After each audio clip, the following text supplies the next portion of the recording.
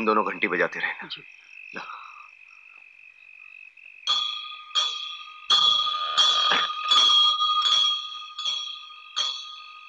यदा यदा हि धर्मस्य ग्लानिर्भवति भारत अभ्युत्थानं धर्मस्य तदात्मानं सृजाम्यहम् परित्राणाय साधूनां विनाशाय च दुष्कृतां धर्म संस्थापनार्थाय संभवामि युगे युगे।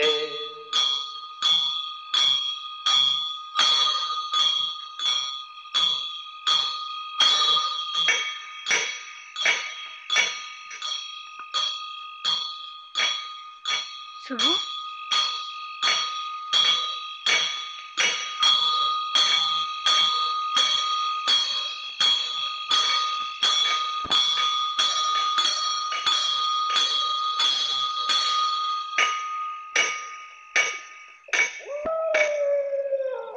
शिवराम, ये क्या?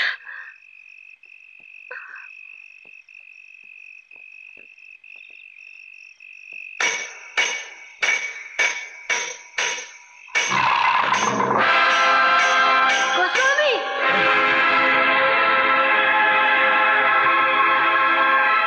कौन हो तुम? कौन हो तुम? तुम?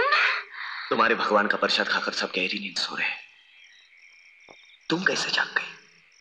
मतलब तुमने जो भोग भगवान को चढ़ाया था वो?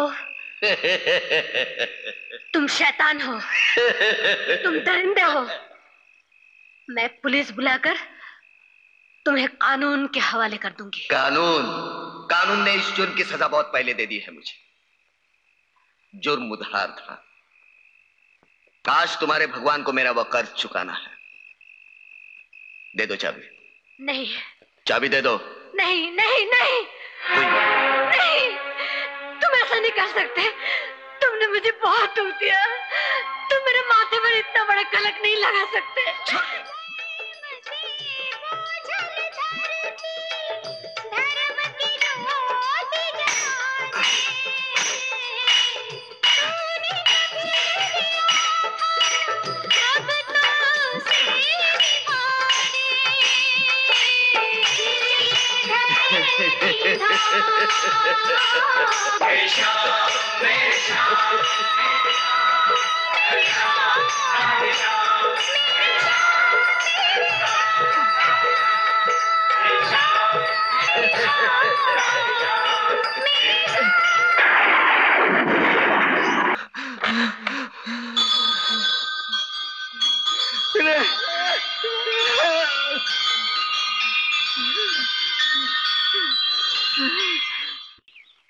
भगवान के मंदिर में ये सब कुछ?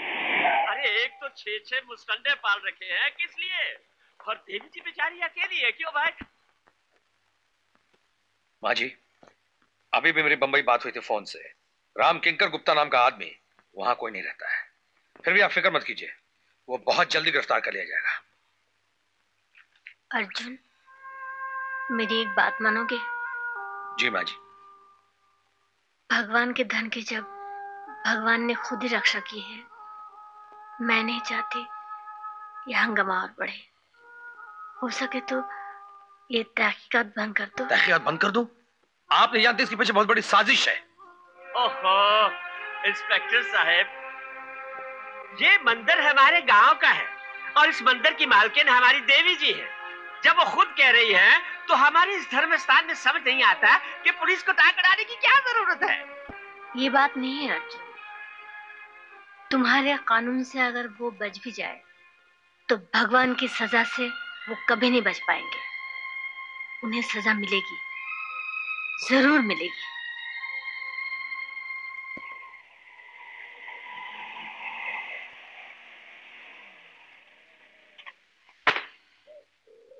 रामू दादा यहाँ?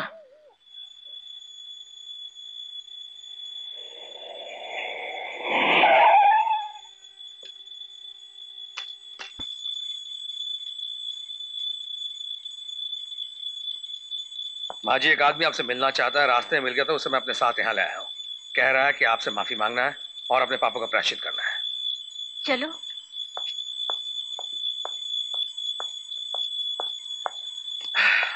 बाबा, बाबा,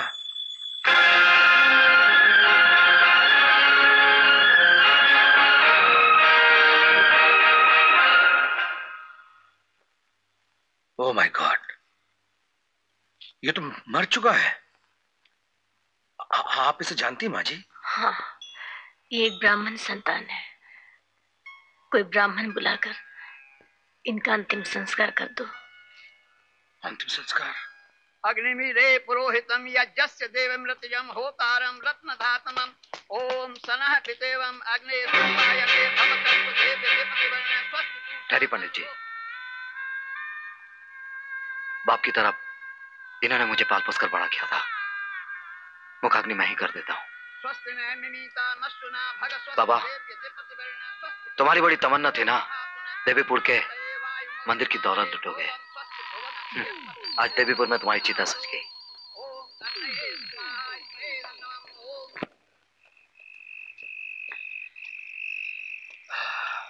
माँ जी कहाँ है? आप लोगों के जाने के बाद बुआ जी ने कुछ नहीं कहा, अपने आप को कमरे में बंद कर लिया। मुझे कहा आप लोग आ जाए तो खबर कर दूं।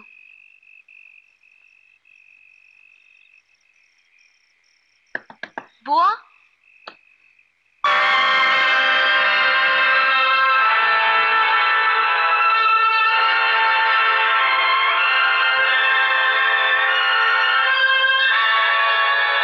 वो मेरे पति थे और उस दिन गोस्वामी के भेष में इस मंदिर की दौलत को लूटने भी वही आए थे। ये आप क्या कह रही माँ जी? ये सच है। मैंने उस दिन तुम्हें कानूनी कार्रवाई बंद करने इसलिए नहीं कहा था कि मेरे पति कानून से बच जाए। मैं तो सब कुछ खोकर भगवान के चरणों में अपने आप को सौंप दिया था। मैं आजमाना चाहती थी कि भगवान का दिया हुआ वचन कि धर्म की रक्षा के लिए, पाप और पापियों के विनाश के लिए जब भी जरूरत होगी वो इस धरती पर प्रकट होंगे। क्या एक छोटा दिलासा था? नहीं अर्जुन, वो प्रकट हुए, इसी मंदिर में प्रकट हुए। एक अधर्मी को सजा देने के लिए पत्थर का रूप लेकर वो पापी के सर पर पहाड़ की तरह टूट पड़े। माँ जी,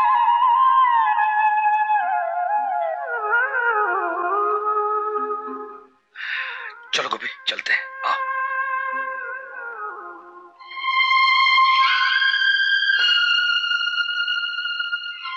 तुम नहीं गए? मुझे कुछ और भी जानना है। जिसे हम भुलाना चाहते हैं उसे याद दिलाकर तुम्हें क्या मिलेगा? आप अगर भुलाना भी चाहें तो ये मैं कैसे भूल सकता हूं कि ये वही आदमी थे जो मेरा हाथ पकड़कर पाप की दुनिया में ले गए थे। क्या? उन्होंने ही मुझे सिखाया था कि जीने के लिए दौलत चाहिए, सच्चाई धर्म का कोई मोल नहीं। दौलत हासिल करने के लिए चोर बनो, डाकू बनो, चाहे कुछ भी बनो। ताज्जुब की बात है, एक दिन सच्चाई और धर्म की खातिर ही उन्होंने कितनी सारी दौलत को ठुकरा दिया था। क्या? हाँ, जो कुछ मैं जानती हूं मैंने अपने पिताजी से सुना। मेरे पिताजी की तरह रामनाथ शास्त्री भी एक जमींदार घराने के कुल देवता के मंदिर के पुजारी थे। जमींदार के इकलौते बेटे के हाथों एक कुंवारी गर्भवती कन्या का खून हो गया। कानून से बचने का सिर्फ एक ही तरीका था, परम धार्मिक रामनाथ शास्त्री की गवाही। सिर्फ आप ही बचा सकते हैं मेरे बेटे को। अगर आप अदालत में ये गवाही दे दे कि उस रात कुंदन आपके साथ था मंदिर में। नहीं नहीं ठाकुर साहब, मैं वैष्णव हूं, भगवान श्री कृष्ण का पुजारी हूं। गीता की सौगंध खाकर इतना बड़ा झूठ मैं कैसे कह सकता हूं? उसी की तो कीमत देना चाहता हूं पुजारी। 50 एकड़ जमीन तुम्हारी बीवी के नाम लिखवा दूंगा और उसके अलावा 25,000 रुपए नकद। बस ठाकुर साहब, मुझे लालच मत दीजिए। मैं आपके हाथ छोड़ता हूं। अधर्म के रास्ते पर चलने पर मुझे मजबूर मत कीजिए, ये मुझसे नहीं होगा। मैं भूल गया था रामनाथ शास्त्री की आप एक धर्मात्मा है। आपकी पूजा तो अलग ढंग से होनी चाहिए। ठाकुर साहब, मुझे क्षमा कर दीजिए। आपके नमक का हक मैं अदा नहीं कर पा रहा।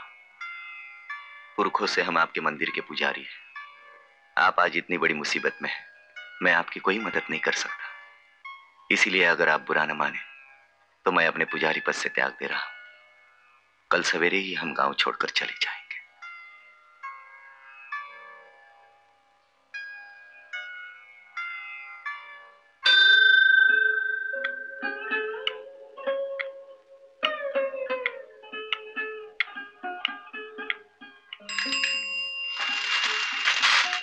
खैरिए शास्त्री जी।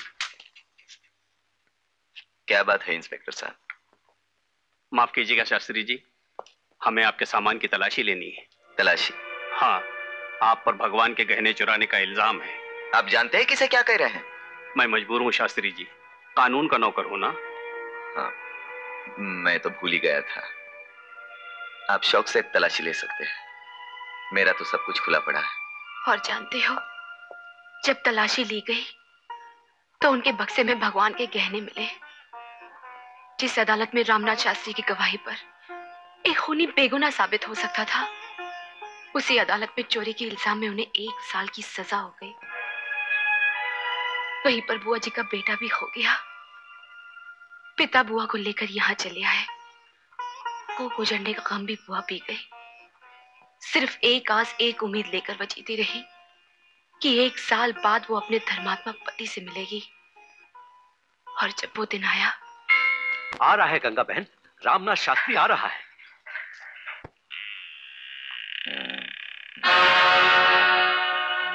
ला बे माचिस ला।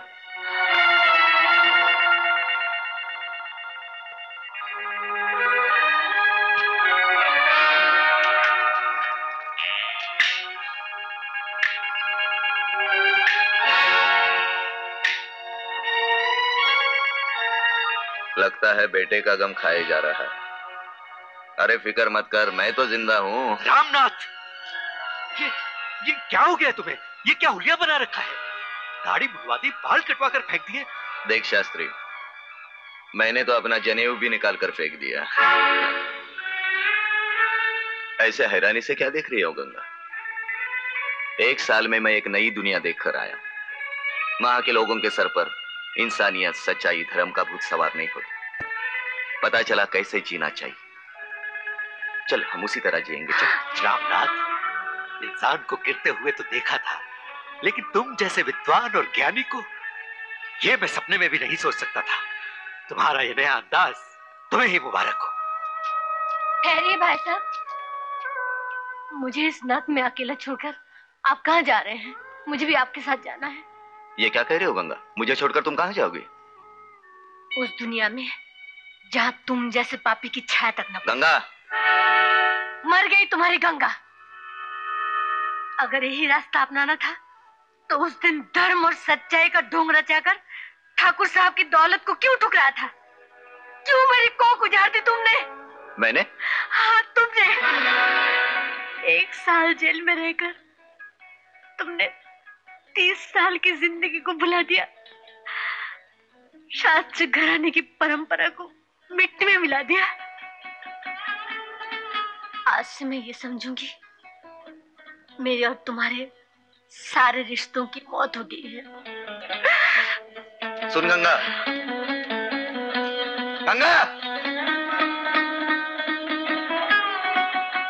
जाओ, मुझे किसी की जरूरत नहीं, जाओ। उसी दिन से बुआ हमारे संसार का एक हिस्सा बन गई।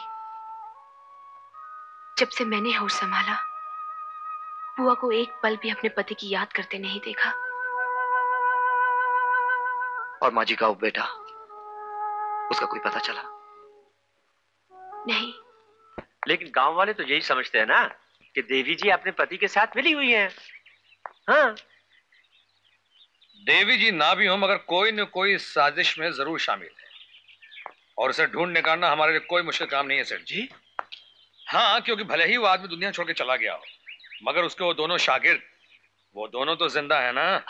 मगर थानेदार साहब, अब वो दोनों कहाँ मिलेंगे? मिलेंगे सेठ जी, जरूर मिलेंगे। आप शायद भूल गए कि गोपी को मैंने जिस बस्ती से अरेस्ट किया था, वो लोग भी उसी बस्ती के रहने वाले हैं। मगर गोपी... बताएगा सेठ जी, बताएगा। जी हाँ, नमस्कार। अरे इधर बैठा है, उठ। ये ले, सब कुछ याद है ना? चल चल भाग भाग। सुनिए, ओ गाड़ी वाले साहब, एक मिनट साहब। साहब, ये पुलिस चौकी का रास्ता यही है ना साहब? एक लड़की ने ये चिट्ठी नए थानेदार साहब को देने को कहा है। हाँ हाँ, इधर ही है, सीधा चले जाओ। अरे एक मिनट, ठहर जा। कौन लड़की है, किधर रहती हो? उन्हें हम नहीं जानता साहब, स्टेशन पर मिली थी, कहने लगी जरूरी चिट्ठी है, नए थानेदार साहब को दे देना। हाँ, कोई बात नहीं, मैं ये चिट्ठी नए थानेदार साहब को पहुंचा दूंगा, तुम जाओ। अरे भाई जाओ, शाबाश शाबाश शाबाश।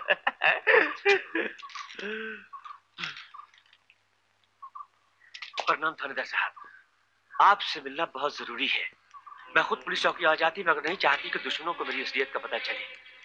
मर गए। सुनने में आया है कि उस दिन तड़ीपार ने मुझे देख लिया था। आप जल्दी से वो कागजात मुझसे ले जाइए।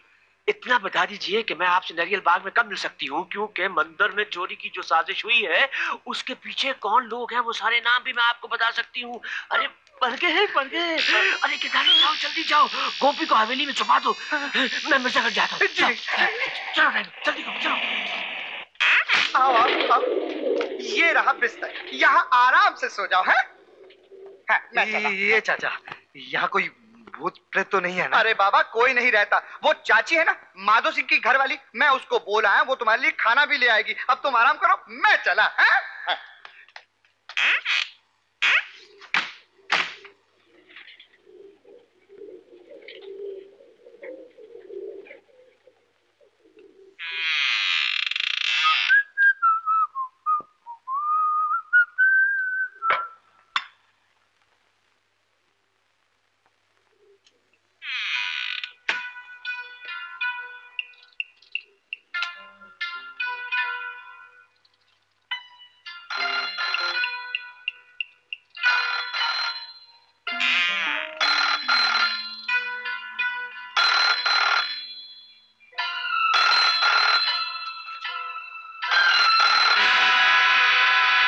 हेलो मेरी जी मालिक। क्या करना है अच्छी तरह से समझ गई ना? क्यों नहीं, आपके हुक्म पर मैं जान भी दे दूंगी हुजूर। देना नहीं सुंदरी, जान लेना है। ये तो बहुत आसान काम है हुजूर। लगता है दयाल सेठ आ गए हैं।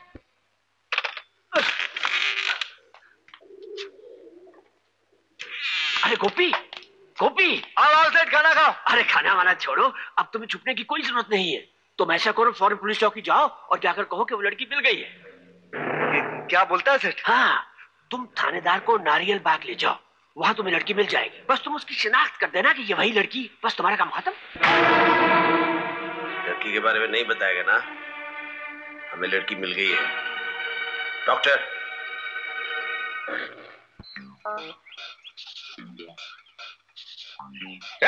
तुम साथ हो मेरे। हाथ छोड़ने तो नहीं बोलाऊंगा, हाथ छोड़। तुम ही ठहरो।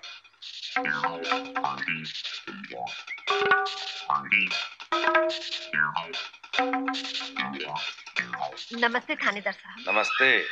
हाँ इंस्पेक्टर साहब, पगला बाबा के साथ यही छोकरी थी। सुना आप उसे मिलना चाहती थी? हाँ जी। वो कागजात कहाँ हैं? पीछे, पेड़ के पीछे।